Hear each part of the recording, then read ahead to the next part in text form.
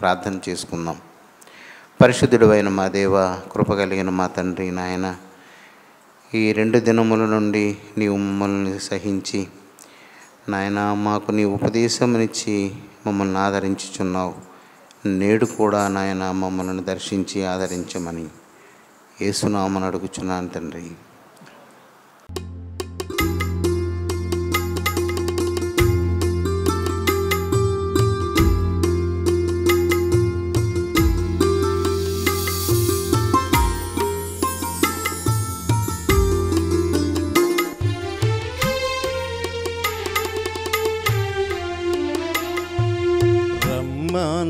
రమ్మనుచున్నాడు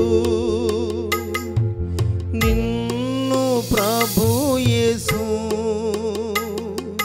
వాంఛతో తన కరము చాపి రమ్మనుచున్నాడు. వాంఛతో తన కరము చాపి రమ్మనుచున్నాడు.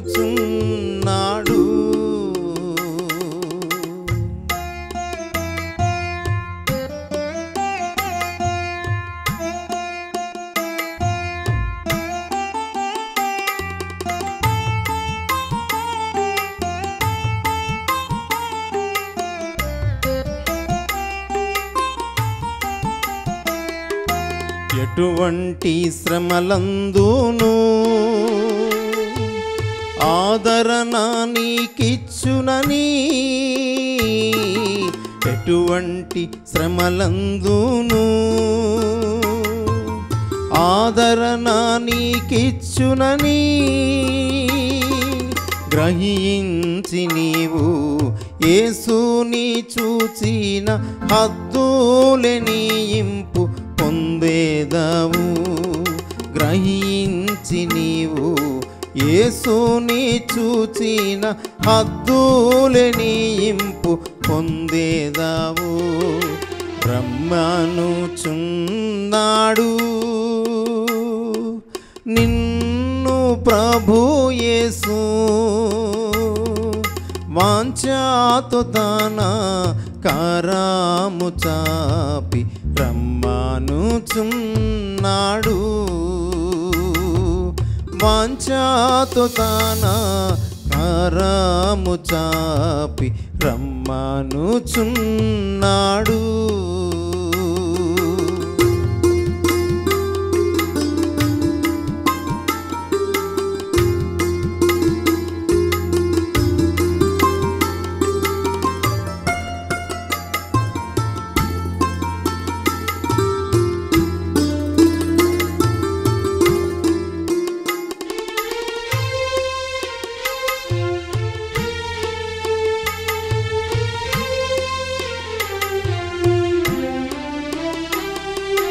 కన్నీరంతా తుడచును, కనుపాప వలె కాపాడు. కన్నీరంతా తుడచును, కనుపాప వలె కాపాడు. కారు మేఘం వలె కష్టములొచ్చినను కనికరించి నిన్ను కాపాడును. కారు మేఘం వలె కష్టములొచ్చినను కనికరించి నిన్ను కాపాడును. రమ్మనుచున్నాడు నిన్ను ప్రభు యేసు, వాంఛతో తన కరము చాపి రమ్మనుచున్నాడు. వాంఛతో తన కరము చాపి రమ్మనుచున్నాడు.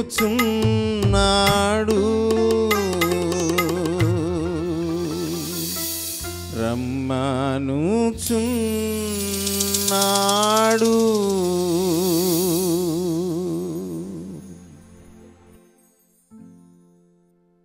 పేతురు రాసిన 2వ పత్రిక 3వ అధ్యాయం 13వ వాక్యం. అయినను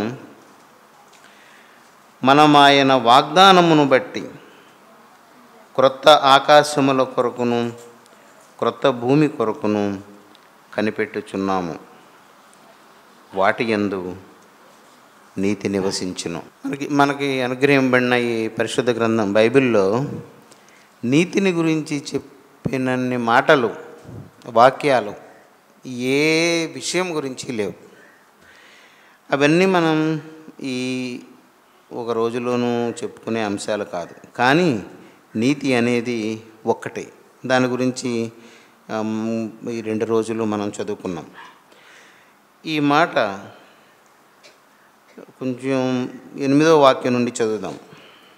అందరూ చదవడం వచ్చిన వాళ్ళందరూ నాతో కలిసి చదవండి.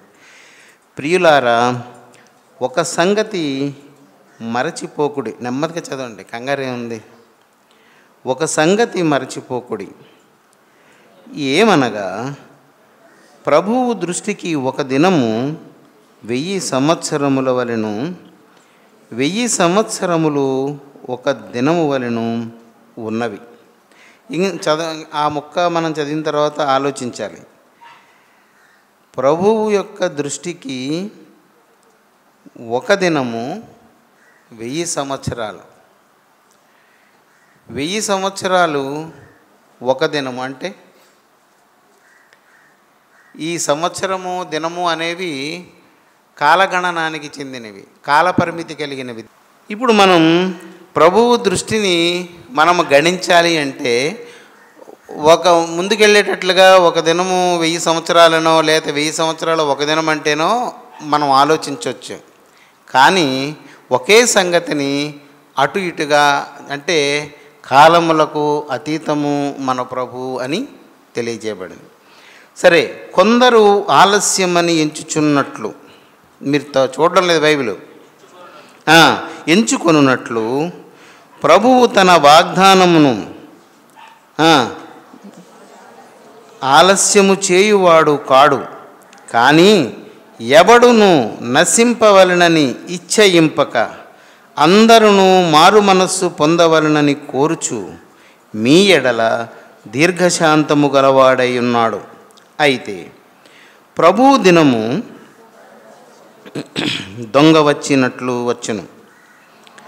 ఆ దినమున ఆకాశములు మహాధ్వనితో గతించిపోవును, పంచభూతములు మిక్కటమైన వేండ్రముతో లయమైపోవును, భూమియు దాని మీదనున్న కృత్యములను కాలిపోవును. ఇవన్నీ ఇట్లు లయమైపోవునవి గనుక ఆకాశములు రవులుకొని లయమైపోవునట్టు పంచభూతములు మహావేంద్రముతో కరిగిపోవునట్టు దేవుని దినపు రాకడ కొరకు కనిపెట్టుచు దేనిని ఆ దినము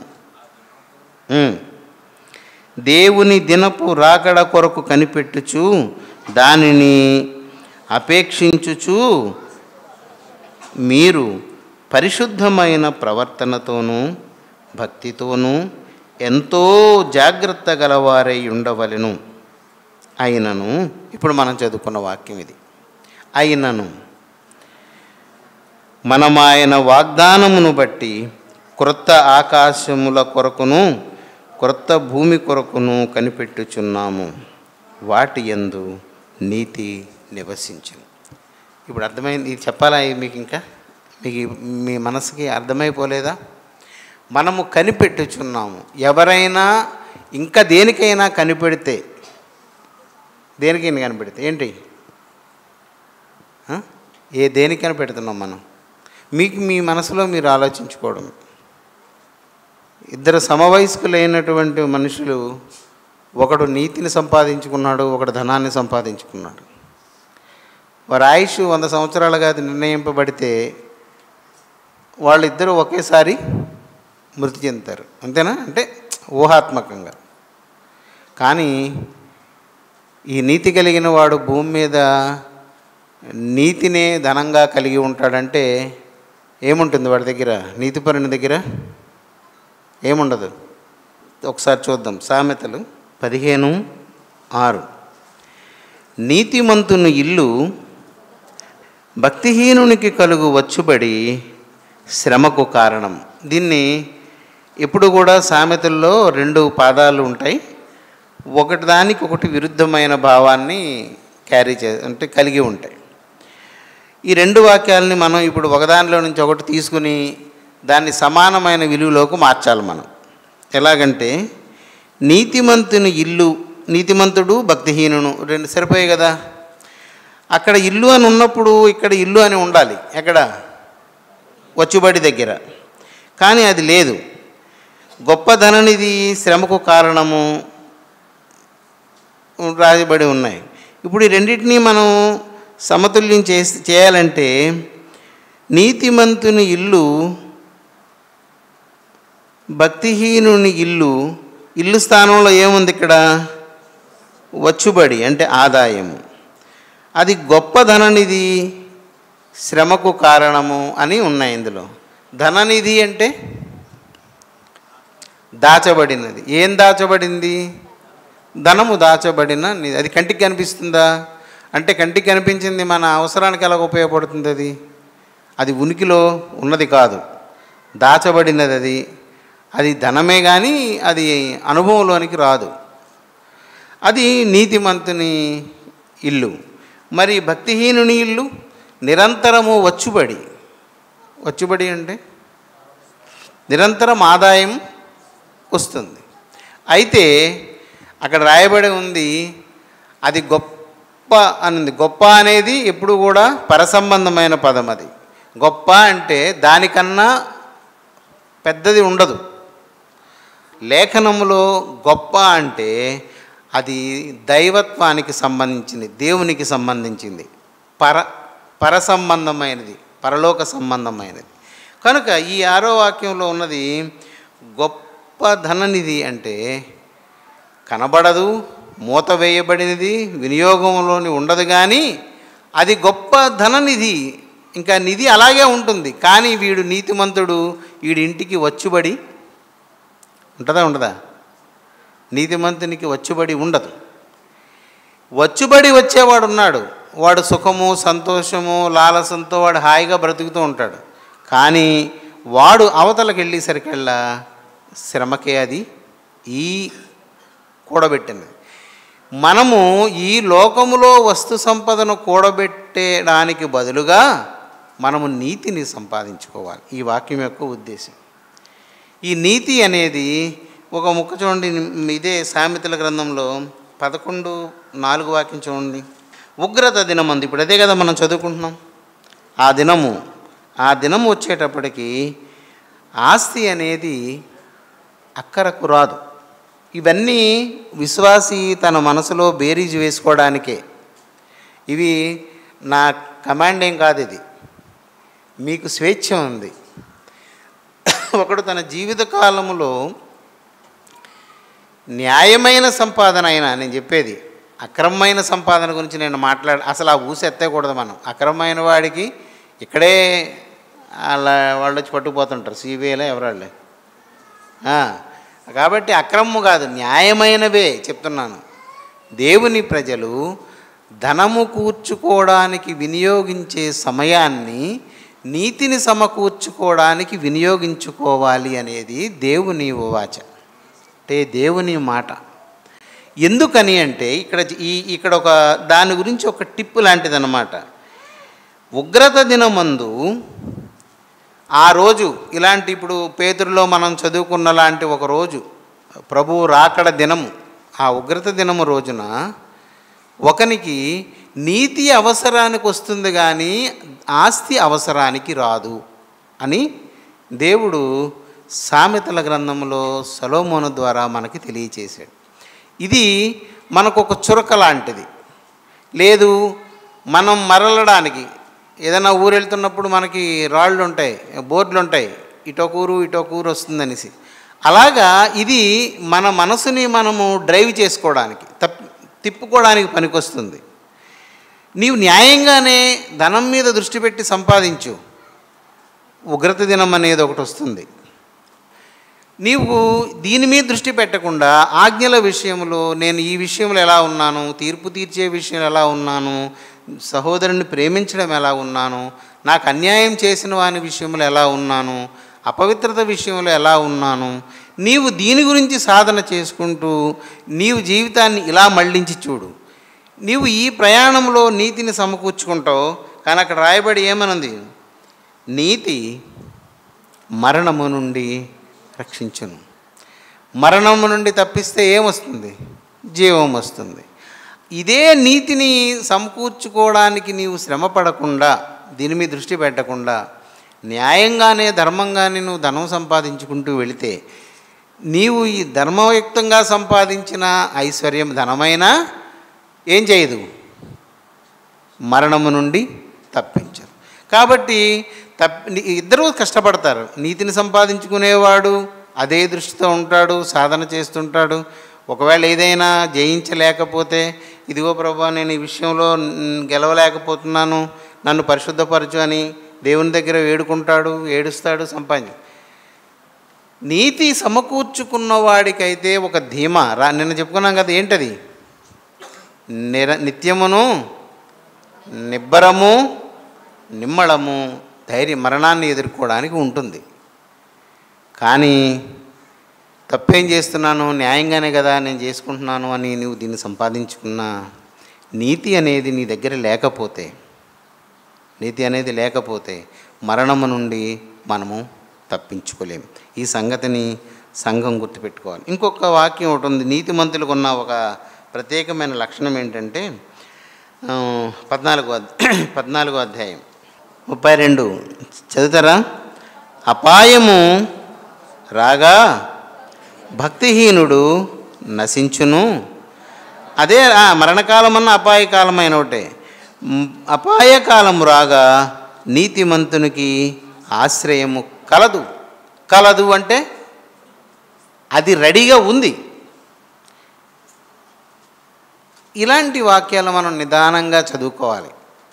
ఇప్పుడు మనం ఏం చేయాలి? ఈ వాక్యం చదివినప్పుడు భక్తిహీనుడు అంటే ఎవడు?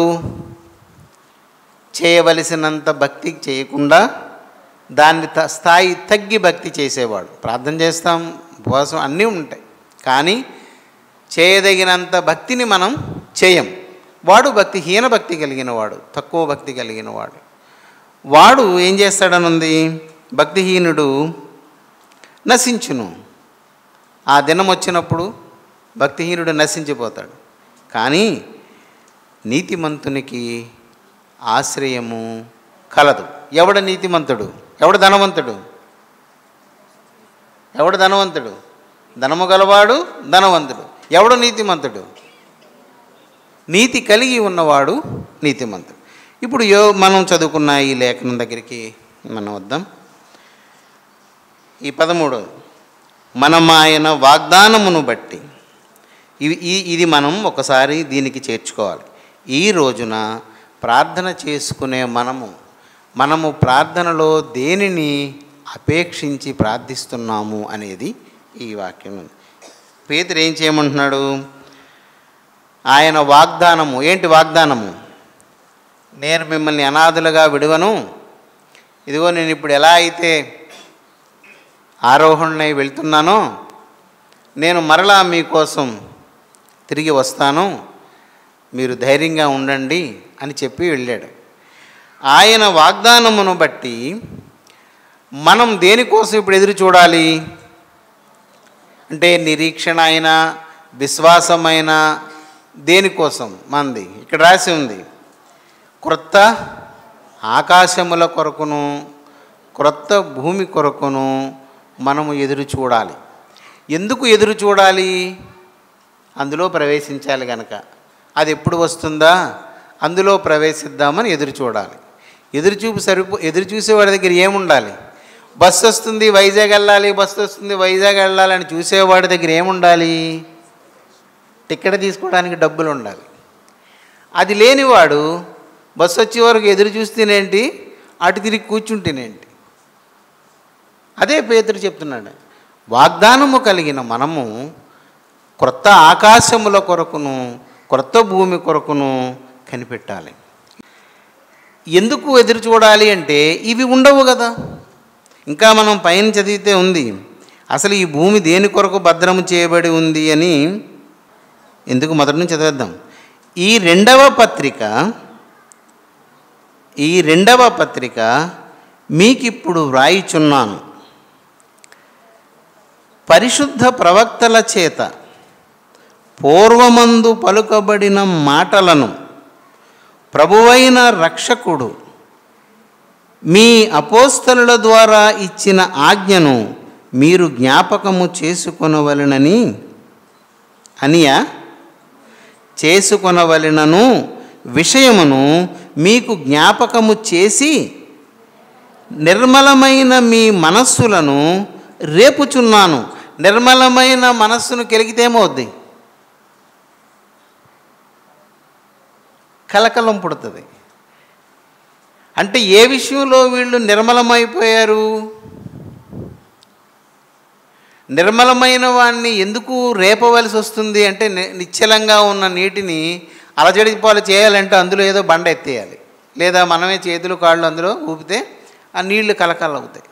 కానీ ఇప్పుడు ఇవన్నీ మనం చెప్పం. కానీ ఆ రోజున అపోస్తలులు ప్రవక్తలు పలికినటువంటి ఆజ్ఞను జ్ఞాపకము చేసుకోవాలి, ఆ విషయం మీకు తెలియాలి అని నేను ఈ పని చేస్తున్నాను. ఏంటి అది అంటే చూడండి, అంత్య దినములలో అపహాసకులు అపహసించుచూ వచ్చి తమ స్వకీయ దురాశల చొప్పున నడుచుకొనుచు ఆయన రాకడను గూర్చిన వాగ్దానమేమాయను, పితరులు నిద్రించినది మొదలుకొని సమస్తమును సృష్టి ఆరంభమున ఉన్నట్టే నిలిచి ఉన్నదే అని చెప్పుదురని మొదట మీరు తెలుసుకొనవలెను. వాళ్ళు ఏం చెప్తారో 3 భావాలు, వాళ్ళు ప్రకటించేటువంటి 3 రకాలైనటువంటి విషయాలు పేతురు చెప్పాడు. ఏలయనగా ఇప్పుడు పేతురు చెప్తున్నాడు, ఏలయనగా పూర్వము నుండి అంటే సృష్టి ఆరంభము నుండి ఉన్నట్టే ఉంది కదా అని వాళ్ళు చెప్తారు, కానీ మార్పు జరిగిందని చెప్తున్నాడు పేతురు. ఏలయనగా పూర్వము నుండి ఆకాశముండెననియు నీళ్లలో నుండి నీళ్ల వలనను సమకూర్చబడిన భూమియు దేవుని వాక్యము వలన కలిగిననియు వారు బుద్ధిపూర్వకముగా మరతురు. అసలు డిక్షనరీ ఎవరైనా చదివేవాళ్ళు ఉంటే తెలుస్తుంది, భూమి అంటేనే నీళ్లలో నుండి పుట్టింది అని అర్థం. భూమి అంటేనే అదే అర్థం. అసలు పేతురు ఆ మాట చెప్తున్నాడు, భూమి నీళ్లలో నుండి నీళ్ల వలనను సమకూర్చబడిన భూమియు దేవుని వాక్యము వలన కలిగినని వారు బుద్ధిపూర్వకముగా మరతురు. ఆ నీళ్ల వలన అప్పుడున్న లోకము నీటి వరదలో మునిగి నశించెను. ఇది మీరు ఇంటికి వెళ్ళి జాగ్రత్తగా చదువుకోండి. అయితే ఇప్పుడున్న ఆకాశమును భూమియు భక్తిహీనుల తీర్పును నాశనమును జరుగు దినము వరకు అగ్ని కొరకు నిలువ చేయబడినవై అదే వాక్యము వలన భద్రము చేయబడి ఉన్నవి. అంటే ఇప్పుడు మనకి ఇది అప్రస్తుతం, కానీ సందర్భం కొరకు మనం చదువుకున్నాం. ఇది అప్పుడున్న భూమి పోయింది, నోహో కాలంలో గతించిపోయింది. ఇప్పుడున్నది మాత్రం, ఇప్పుడున్న మనం చూస్తున్న ఈ ఆకాశములు, ఈ భూమి అగ్ని కొరకు అదే దేవుని వాక్యం వలన భద్రము చేయబడి ఉంది. ఉగ్రత దినమందు ఇదంతా పోతుంది. ఆ ఉగ్రత దినమందు ఎవడు నీతి కలిగి ఉంటాడో వాడే రక్షింపబడతాడు. అదే ఇక్కడ పేతురు మనకు చెప్తున్నది. ఇంకా దీని తర్వాత కూడా మనం కొన్ని వాక్యాలున్న చూద్దాం. మళ్ళీ 14వ వాక్యం, వీటి కొరకు మీరు కనిపెట్టువారు గనుక. వేటి కొరకు? క్రొత్త ఆకాశముల కొరకు, క్రొత్త భూమి కొరకు కనిపెట్టువారు. అంటే నేను ఎందుకు ఈ మాట చదువుతున్నంటే, మీరు కనిపెడుతున్నారా లేదా అని. దాని కొరకు కనిపెట్టేవాడికి మధ్యలో ఇంకేమీ కనిపించవు. ఈ వీటి కొరకు, లోకంలో ఉన్న వాటి కొరకు, బ్రతుకుతున్న దినాల కొరకు కనిపెడుతున్న వారికి అది కనిపించదు. మనం ఏంటంటే, మనం రక్షింపడ్డాము, ప్రార్థన చేస్తున్నాము, పరిశుద్ధంగా బతుకుతున్నాము, ఏదో కొంత ఒడిదుడుకులున్నా ప్రభు చేత కాపాడబడుతున్నాము అనుకుంటూ లోకంలో ఆరోగ్యము, ధనము, పిల్లలు, వృద్ధి, వంశం, వీటి గురించిన ఆలోచన మనల్ని ఎప్పుడు లేదని అనడానికి లేదు ఎవరికైనా. ఇది వస్తుంది. పిల్లాజల్లలేని నాకే బోల్డు అపేక్షలు ఉంటాయి. ఇందులో ఉన్నప్పుడు అసలు గమ్యం మనం మర్చిపోతాం. అదే మీకు గుర్తు చేయాలి, ప్రవక్తలు అపోస్తలులు చెప్పిన మాటని గుర్తు చేసి మీ నిర్మలమైన మనసు అంటే ఒకలాగా ఫిక్స్ అయిపోయిన మన మనసుని దాన్ని రేపుదాం అనుకుంటున్నాను. నేను దేనిని గుర్తు చేయడానికి? ఇతను చెప్పిన ప్రతిసారి ప్రియమైన వారలారా వీటి కొరకు మీరు కనిపెట్టువారు, దేవుని రక్తము చేత శుద్ధి చేయబడిన వారు క్రొత్త ఆకాశముల కొరకు క్రొత్త భూమి కొరకు కనిపెట్టువారు గనుక శాంతము గలవారై ఆయన దృష్టికి నిష్కళంకులుగాను నిందారహితులుగాను కనబడునట్లు జాగ్రత్త పడుడి. మనం దీని కొరకు జాగ్రత్తగా ఉండాలి. మీరు దేని గురించి చింతపడకండి. మీరు బాగా దేవుని గురించి ధ్యానం చేయండి. మనం ఊరిక యాతన పడి పరిగెడుతుంటాం జీవితంలో, కానీ ఏది జరగాలో అదే జరుగుతుంది అంతే. ఎప్పుడైనా మన జీవితంలోనే కాదు, దేవుని పిల్లల విషయంలోనే కాదు, బయట అన్ని జనుల విషయంలోనైనా ఏది నిర్దేశింపబడుతుందో అదే జరుగుతుంది. ఎంతటి వారికైనా ఏది జరగాలో అదే జరుగుతుంది. కనుక విచారం అనేది ఉంటుంది. ఏ కుటుంబంలోనైనా పేదవాడికైనా ధనికుడికైనా అవసరాలు ఉంటాయి. ఆ అవసరాలను బట్టి మన మనసు పరిగెడుతుంది. ఏదో అక్కడికి వెళితే లాభం వస్తుందని, ఇది చేస్తే లాభం వస్తుందని, ఇది చేస్తే కార్యం జరుగుతుందని మనం తొందరపడతాం. కానీ నిజం ఏంటంటే నిర్ణయింపబడినది ఏదో అదే ప్రతి మనిషికి జరుగుతుంది. కానీ మనం ఆయాసపడినందువలన ఏదీ జరగదు. ఇది మాత్రం మీరు బాగా గుర్తుపెట్టుకోండి. భూమి మీద ఏది జరగాలో అన్నీ ముందుగా దేవుని చేత నిర్ణయించబడినవని మనకి లేఖనాల్లో ఉంది. యేసుప్రభు చెప్తాడే, మీరు భయపడకండి, చింతించకండి. ఒక కాసుకు 2 పిచ్చుకలు అమ్మబడును కదా, వాటిలో ఒకటైనను నీ తండ్రి అయిన దేవునికి తెలియక నేల రాలదు. మీరు అనేక పిచ్చుకల కంటే శ్రేష్ఠులు. అంటే ఆ పిచ్చుక ఎన్ని రోజులు బ్రతకాలో, ఎప్పుడు చనిపోవాలో అవి ముందుగానే నిర్ణయించబడ్డాయి. అంతకంటే అనేక రెట్లు శ్రేష్ఠులైన దేవుని పోలికగానున్న మన జీవితంలో ఎప్పుడు ఏది జరగాలో నిర్ణయించబడి ఉండదా? వాటికన్నా ఇంకా గొప్ప మాట యేసు ఏం చెప్పాడంటే, మీరు మీ తల వెంట్రుకలన్నీ లెక్కింపబడి ఉన్నవి, అందులో ఒకటైనను. మనకు తెలుసా, నేను జెనెటిక్స్ చదువుకున్నాను, అందులో చెప్తారు ఆరోగ్యవంతుడై ఉండాలి మనుషుడంటే అన్ని అవయవాలలోనూ రక్త ప్రసరణ సరి అయిన వేగంలో జరుగుతూ అంత బాగున్న ఒక వ్యక్తికి ప్రతిరోజు 70 వెంట్రుకలు ఉడతాయి అని చెప్పాడు. కరెక్ట్గా 70 అంటే కాదు, ఇంచుమించు ఆరోగ్యవంతునికి. అది ఎన్నాళ్ళలో చూసి మానవులు చెప్పిన మాట, అది కూడా యాక్యురసీ లేదు. కానీ దేవుడు చెప్పిన మాట లెక్కింపబడి ఉన్నవి. కనుక మన జీవితంలో అంటే ఏ మానవుడి జీవితంలోనైనా ఏ సమయానికి ఏది జరగాలో అది జరిగిపోతూనే ఉంటుంది. దాన్ని ఎవ్వడూ ఆపలేడు. మన బ్రతుకులో ఏది జరిగిందో అది ఎప్పుడో ఏర్పాటు చేయబడింది, నిర్ణయించబడినది. ఈ సంగతులు మనం మర్చిపోతే మనం గుడ్డివాళ్ళం అయిపోతాం. అందుకే ఎప్పుడు ప్రార్థన చేసే పరిశుద్ధులు నీ చిత్తమే సిద్ధించాలి. నాయన, నా విషయంలో నువ్వు ఏమి నిర్ణయించితేవో దానిని జరిగింపచే. మనం చేయవలసింది ఏంటి అంటే ఆయన ఆజ్ఞల యందు ఇమిడి ఉండేలాగా మన మనస్సును సిద్ధం చేసుకోవడానికి దేవుని దగ్గర మొరపెట్టాలి. అంతే. ప్రార్థన చేసిన ప్రతి వాడికి ఆయన ఇస్తానని, ఆయన న్యాయములో అంటే ఇంకా భూమి పుట్టింపక మునిపే ఆయన దానిని రాసుకున్నాడు. ఇవన్నీ మనం ఈ పత్రికలు చదువుతుంటే మనకు తెలుస్తుంది. యుగములకు పూర్వం మనం పుట్టి ఏది మనం ఎరగక ముందే మన కోసము దేవుడు నిర్ధారణ చేసిన ఈ రోజున సమకూడిన మనము దేవుని ఆలోచన చేతనే ఇక్కడ ఉన్నాం, కానీ మన సొంత శక్తి చేత మనం లేం. ఒకడు ఉండాలన్నా ఉండలేడు, పోవాలన్నా పోలేడు. దేవుడు ఏది నిర్ణయించాడో అదే జరుగుతుంది, అంతే. ఇద్దరు ఒకే ప్రమాణాలతో బ్రతికిన బైబిల్ ఉంది. ఇద్దరు ఒకే మంచం మీద పండుకుని ఉంటారు.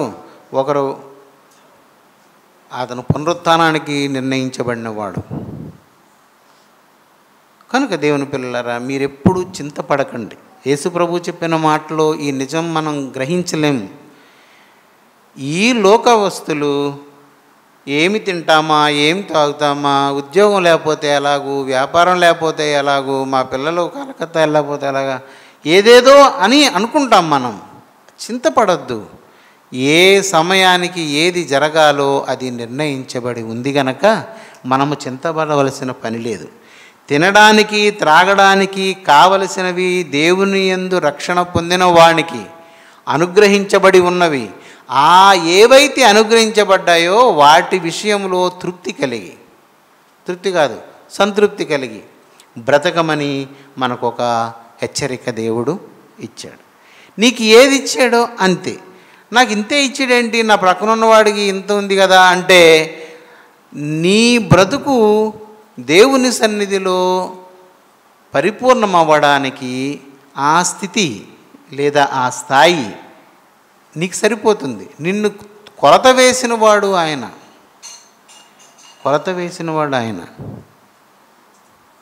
కనుక దేవుని పిల్లరా, ఇది ఒకసారి చదువుదాం. 14వ వాక్యం.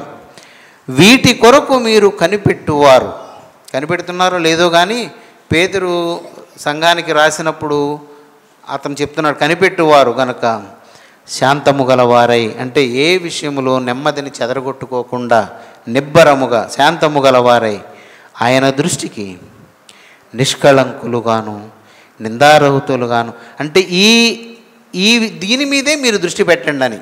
దేవుని దృష్టి అంటే ఆజ్ఞల విషయంలో ఏ కళంకము పడకుండా, ఏ నింద పడకుండా ఉండేలాగా యథాతథంగా అనుసరించండి. దాని కొరకు జాగ్రత్త పడండి. మరియు మన ప్రభువు యొక్క దీర్ఘశాంతము రక్షణార్థమైనదని ఎంచుకొనుడి. మనము నిందారహితులుగా, నిష్కళంకులుగా, అంటే నీతిమంతులుగా మారడానికి ప్రయత్నం చేస్తున్నప్పుడు దేవుడు మన విషయములో ఓర్చుకుంటాడు. అందరూ బలవంతులై ఉండం, కొంతమంది బలహీనులు ఉంటారు, వాళ్ళు జారిపోతుంటారు, కానీ మళ్ళా లేవాలి. వాళ్ళ విషయంలో దేవుడు కనికరమ కలిగిన వాడై ఉంటాడు. బలవంతుడైన వాడు బలహీనుని చూసి ఈడు హోప్లెస్ ఫెలో అనకూడదు, పనికిరాడు అనకూడదు. అది చాలా తప్పు. వాడు ఎందుకు పనికిరాడని అన్నాడు? పనికిరాని వాడిలాగా ప్రవర్తిస్తున్నాడు కనుకనే వాడు అన్నాడు ఆ మాట. కానీ నీ సహోదరుని పనికిరాని వాడా, వ్యర్థుడా అంటే అది చాలా పెద్ద శిక్ష చెప్పాడు దేవుడు. ఎందుకంటే వాడు ఆ స్థాయిలోనే ఉండి ఒక 30 అంతలుగానే వాడు వర్ధిల్లుతాడు. ఒకడు 30 అంతలుగానే ఉంది కదా, 30 వాటాలు ఒకడు పెరుగుతాడు, 100 రాడు ఎన్నాళ్ళైనా. ఒకడు 60% వరకే వర్ధిల్లుతాడు దేవునిలో, అంతకుమించి ఎదగలేడు. ఒకడు 100% వరకు 100 వాడు 30 వాడిని చూసి వ్యర్థుడా అని అనకూడదు. వానిని సృష్టించిన వాడు అతనిని ఆ పడిలోనే ఉంచాడు. అందుకని ఎప్పుడు ఎవరు చిన్న చూపు చూడకూడదు. వీడక్కర్లేదు పొమ్మని అనకూడదు. కనుక ఈ మాటలు మనం చూడాలి. మరియు మన ప్రభువు యొక్క దీర్ఘశాంతము రక్షణ కొరకే అని మనం తెలుసుకోవాలి. అలాగూ మనం ఎప్పుడో చెప్పుకున్నాం ఇది. అలాగూ మన ప్రియ సహోదరుడైన పౌలు కూడా తనకు అనుగ్రహింపబడిన జ్ఞానము చొప్పున మీకు రాసి ఉన్నాడు. అంటే పేతురు ఏం చెప్తున్నాడు? పేతురుకు అనుగ్రహింపబడినది ఒకటి, పౌలుకి అనుగ్రహింపబడినది వేరొకటి. అంటే వ్యత్యాసం చూపిస్తున్నాడు. అలాగున మన ప్రియ సహోదరుడైన పౌలు కూడా తనకు అనుగ్రహింపబడిన జ్ఞానము చొప్పున మీకు వ్రాసి ఉన్నాడు. వీటిని గూర్చి వేటిని గూర్చి తన పత్రికలన్నిటిలోనూ బోధించుచున్నాడు. అయితే వాటిలో కొన్ని సంగతులు గ్రహించుటకు కష్టమైనవి. వీటిని విద్యావిహీనులను అస్థిరులైన వారును తక్కిన లేఖనములను అపార్థము చేసినట్లు తమ స్వకీయ నాశనమునకు అపార్థము చేయుదురు. ఒకటేసి కిందనో చూడండి. వక్రముగా త్రిప్పుదురు. మీరు ఈ సంగతులు ముందుగా తెలుసుకొని ఉన్నారు గనుక మీరు నీతి విరోధుల తప్పు బోధ వలన తొలగింపబడి మీకు కలిగిన స్థిర మనస్సును విడిచి పడిపోకుండా కాచుకొని ఉండుడి.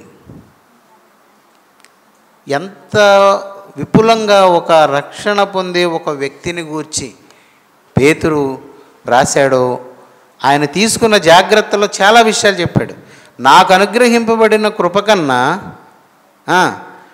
సహోదరుడైన పౌలుకు అనుగ్రహింపబడిన కృప ఎక్కువ. నేను రాసింది మీకు అర్థమవుతుంది, కానీ అతను పత్రికలలో రాసిన అనేక సంగతులు చాలామందికి అర్థం కావు. విద్యావిహీనులు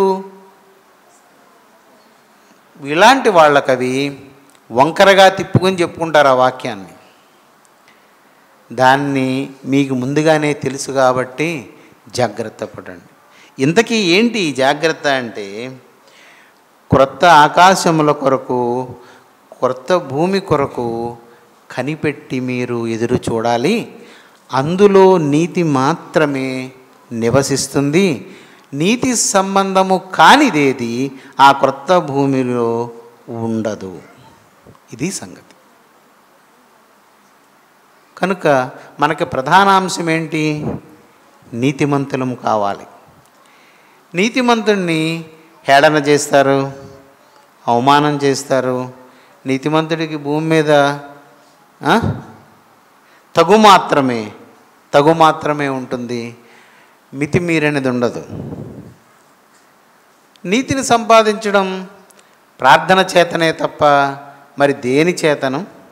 కానీ దేవుని ఆజ్ఞల విషయములో నీతిని గనక ఒక్కటి మనం సంపాదించుకుంటే ఈ విశ్వమంతా తగలడిపోయినా మనం మాత్రం ఆ కొత్త భూమిలో దేవుడు చేసిన ఏర్పాటు. ఈ రక్షణ చాలా గొప్పది. మనం తెలుసుకోవడానికి ఇందులో చాలా విషయాలు మరుగుపడిపోయి ఉన్నాయి. కనుక దేవుని సంతానమా, బ్రతకండి. మనకు బ్రతకడానికి కావలసినవి దేవుడు అనుగ్రహించాడు. అధికంగా కూర్చుకున్నవాడు వదిలేసిపోతాడు, కానీ ఆ అధికమైంది తినలేడు. ధనము కూర్చుకున్న వాడి జీవితకాలంలో వాడు కొంతే తినగలడు, మిగిలింది కూలిపోతుంది. ఇదంతా మనం ఎప్పుడో 2 సంవత్సరాల క్రితమే చెప్పుకున్నాం. ధనవంతులారా మీ ధనము, వాళ్ళు చెడిపోవడం కాదు, లేఖనంలో ధనవంతులారా మీ ధనము చెడిపోయాను. మీ వస్త్రములు పెట్టి నిండా బట్టలుంటే ఏమవుతుంది? మీ వస్త్రములు చిమ్మిట కొట్టిన వాయను. ఎక్స్ట్రా ఉన్నవన్నీ పోతుంటాయి, కానీ పోతూ పోతూ ఒక పని చేస్తుందేమని మన మీద ఒక సాక్ష్యం చెప్తుంది. ఆ సాక్ష్యం మనకు తుప్పై మన నాశనానికి కారణమవుతుంది. సరిపోతుంది, మనకి దేవుడిచ్చింది సరిపోతుంది, బ్రతకగలం. దేవుడు అన్ని ఏర్పాట్లు చేశాడు. అంతేగాని విపరీత పరిస్థితుల్లో ఒకను పెట్టి నువ్వు పరిశుద్ధుడు అవ్వు అంటే ఎలా అవుతాడు? దేవుడు ఇవ్వవలసినవన్నీ మనకిచ్చాడు.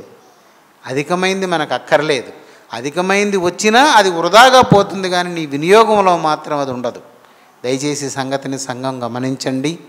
గమనించి దేవుని ప్రత్యక్షత వచ్చే ఆ దినము కొరకు, ఆ దినమునకు వచ్చేటువంటి ఆ క్రొత్త ఆకాశములు భూమి కొరకు మనము ఓపికతో సిద్ధపడి ఎదురు చూద్దాం.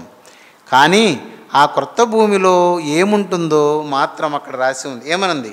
వాటి యందు నీతి నివసించును, దుర్నీతి అస్సలు అక్కడ ఉండదు.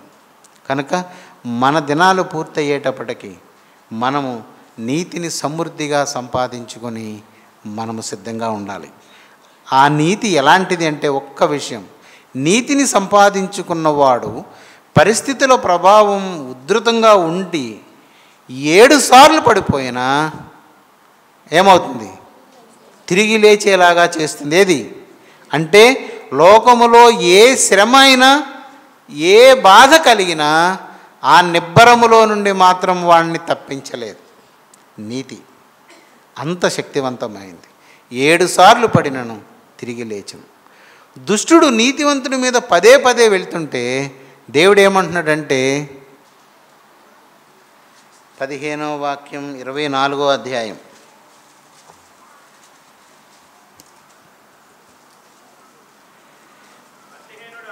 భక్తిహీనుడా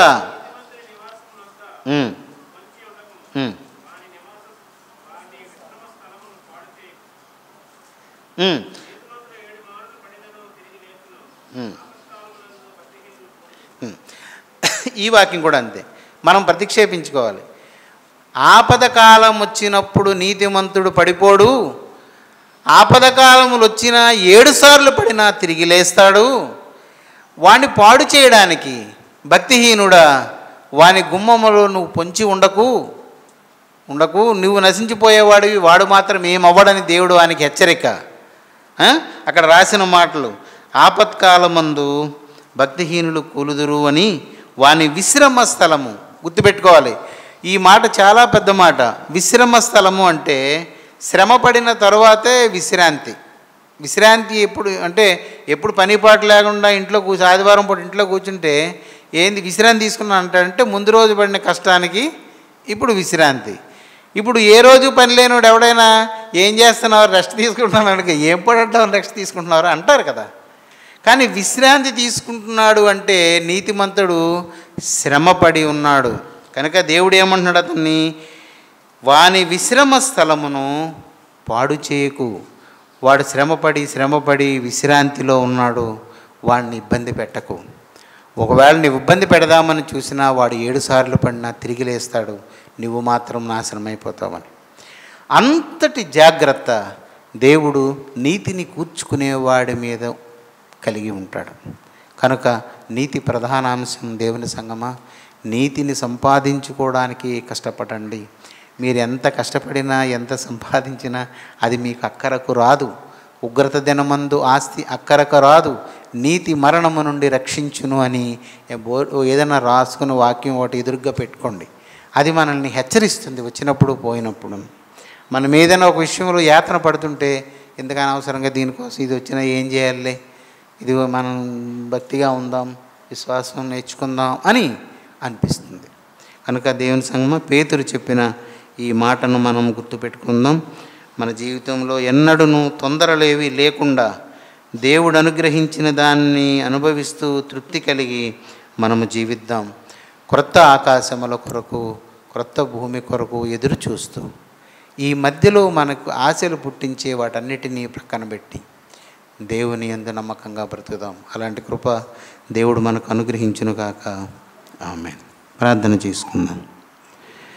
కృపచేత మమ్మను రక్షించిన మా దేవ, మా అందరినీ కాయుచున్నవాడవు, నీ దయాదృష్టి చేత మమ్మలను ఏలుచున్నవాడవు, నీతి స్వరూపుడవై నీతి యందు మమ్మలను స్థాపించి నీతిని సమకూర్చుకొనమని మా కొరకు సమస్తమును అనుకూలపరిచిన దేవా నీకు స్తోత్రములు. నాయన, నీ లేఖనము చదువునప్పుడు దానిని గ్రహించు జ్ఞానమును మాకు అనుగ్రహించు దేవా. నీవు అడుగు, నీకు ఇస్తాను. నీ ధర్మశాస్త్రములో ఆశ్చర్యకరమైన సంగతులను, అద్భుతమైన సంగతులను చూచేలాగా చేస్తానని వ్రాయబడిన నీ వాగ్దానమును మా ఎడల నెరవేర్చు నాయనా. నీ నీతి సంగతులను గ్రహించి వాటి యందు అభ్యాసము కలిగి వాటిని సమకూర్చుకొని నీ రాకడ దినము కొరకు ఎదురుచూచు భాగ్యం మాకు అనుగ్రహించమని, ఘనత మహిమ ప్రభావములు నీవే గనుక నీవే వాటిని పొందుకొని మా ఎడల దయచూపి మమ్మల్ని వర్ధిల్ల చేయమని, దుష్టుని ఆలోచన దుష్టబోధల వలన కలుగు ప్రేరణ వాటి నుండి మమ్మల్ని దూరపరచమని యేసునామమున అడుగుచున్నాం తండ్రి.